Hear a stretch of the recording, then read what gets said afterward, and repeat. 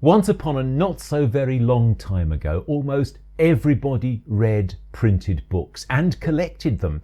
When you went home to visit somebody, perhaps for the first time, it was fun to take a look at their bookshelves, to look at the titles on their shelves and think about who this person was from what they'd been reading. Well, that sort of thing doesn't happen so much nowadays. But I thought, as a way of introducing myself, it might be worth talking a little about the books that I've been reading recently in 2023. So this morning I did a little filming to set the mood. I saw the lights were shining out in the backyard, so I filmed them, and then I thought I might carry the mood further if I lit a candle and used it to illuminate the spines of my books.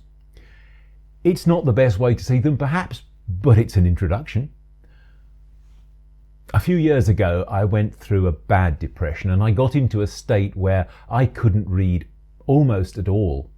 As I came out of the depression, I started to push myself to read again, and I've reached the stage where now I read about 50 titles every year. I'm not going to share all the 50 titles I read last year. If you're interested, you can visit my website. I'll put a link in the description attached to this video. I recently published a blog post there listing all the books I read in 2023. You can see that if you want to. But I'm going to talk about just a few in this video. I'm going to talk about my best reads of 2023. So, taking it quarter by quarter. In the first quarter of 2023, my best read has to be Station 11. Station 11 by Emily St. John Mandel. Station 11 bowled me over. The writing, the structure, the characters, the story. It is a post-apocalyptic novel following the fate of several individuals after a catastrophic pandemic sweeps around the world. It predated COVID, but not by much. Apparently, it's been turned into a streamed film or TV series. The salesperson in the bookshop where I bought it said she had not read the book, but she thought the TV series was wonderful. I hope the TV series is true to the book, because the book is wonderful. So following Station 11, I read the two subsequent novels that Emily St. John Mandel has written since. The Glass Hotel and Sea of Tranquility. I enjoyed them both, but it was this one that knocked my socks off. My best read of the second quarter was Beckenberger, Ode till min familj. Ode to my family, that means. I'm sorry about the pronunciation. Apparently it has been translated to English as The Gravity of Love, but I read it in the original Swedish. I live in Sweden, I speak Swedish, so I try to read at least one book in Swedish every quarter. This story follows Jackie, who is quite young when her alcoholic father, Jimmy Darling, is admitted to Beckenberger. Beckenberger is a mental hospital outside of Stockholm. Because her mother takes her to visit him regularly, and then later because she continues to visit him herself as she becomes an adult, the story of Jackie's family and the history of the hospital become entwined. It was a bit difficult to choose a single best novel from my third quarter. In the end, it came down to a toss-up between What We Owe by Golnaz Hashemzade Bonde, translated by Elizabeth Clark Wessel, and Lucy Caldwell's These Days. So, What We Owe is a fierce, angry story told by a fierce, angry woman. Nahid is an Iranian exile in Stockholm, recently diagnosed with cancer. Her whole life, she seems to have been engaged in a battle. So, fighting cancer, or rather fighting the healthcare bureaucracy and her carers and her pregnant daughter, is just a continuation of the same. But also there is guilt that she was the cause of her younger sister's death at the hands of Iran's Revolutionary Guard. These Days won the Walter Scott Prize for Historical Novels in 2023. It's about a sequence of bombing raids on Belfast during the Second World War, the Easter raids, and the impact they have on one middle-class family and on the family's two daughters in particular. but also on the city and people of Belfast. This was another very satisfactory read. The book that gets my vote as the best in the fourth quarter of the year is Old God's Time by Sebastian Barry. I'd read just one book by Barry before, A Thousand Moons. That one is set in the USA just after the Civil War and told through the eyes of a young Native American girl. Reading it, I was convinced that Barry had to be an American. It was a surprise to learn that he is actually a well-respected Irish novelist. Like A Thousand Moons, Old God's Time is told through the eyes of a single protagonist, but that is about the only point of comparison. A different character, a different personality, and yet so well written. What I particularly liked about this one was the way you were never 100% sure whether the narrator is really seeing or really doing the things he talks about, or whether it is in his imagination, in his memory, if he's dreaming, or whether he is entirely sane. In one way, it's a cold case mystery story. In another way, it's an exploration of grief. In another way again, it's a ghost story. But it's also about the treatment of children in care in Ireland in the 20th century, and I don't think I should say any more for fear of spoiling it. I could make room for several more shortlist mentions, but I'll restrict myself to just one book of poetry. So, Louise Glick's The Wild Iris. Now, Louise Glick won the Nobel Prize for Literature in 2020, and though I had read a couple of her books of poetry during her Nobel year, I hadn't read The Wild Iris.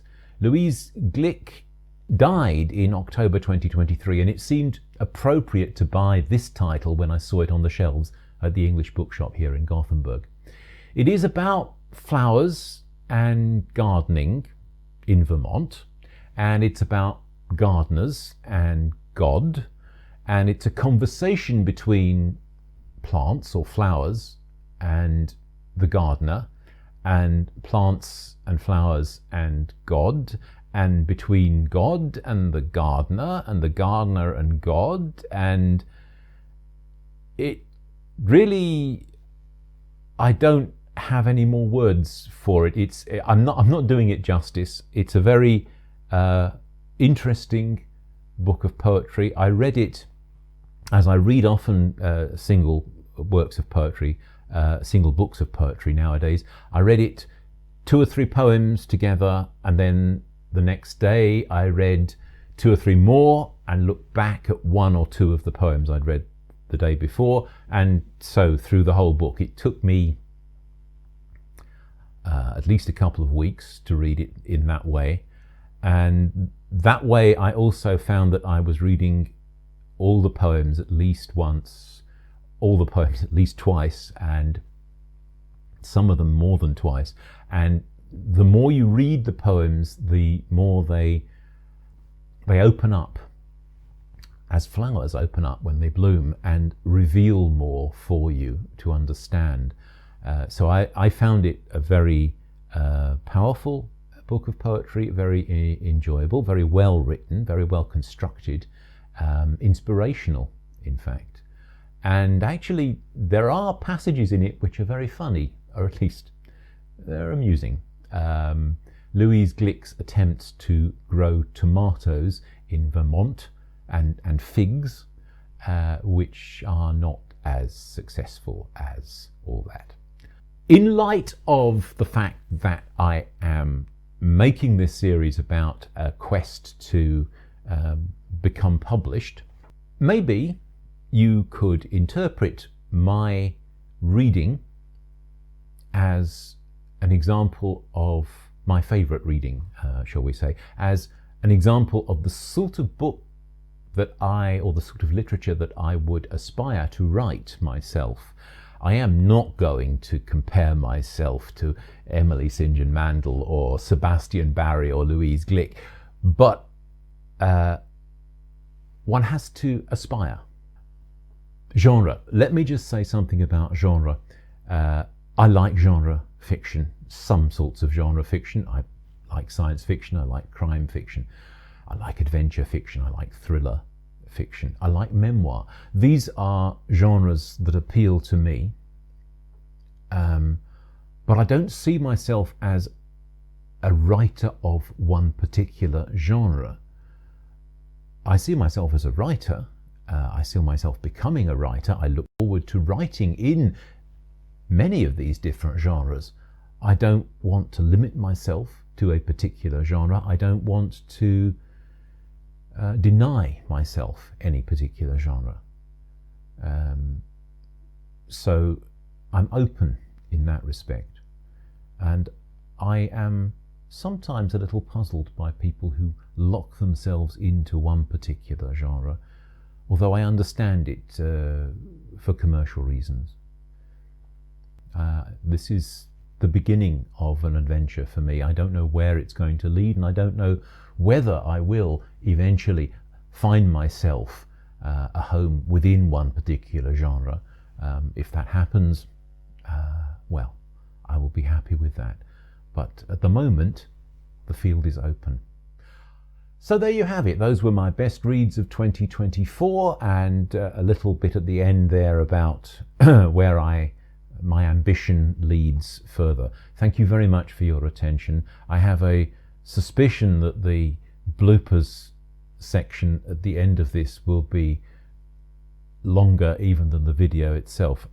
It might be necessary to hive it off to a separate video, but you never know. Thank you for your attention, and cheerio for now.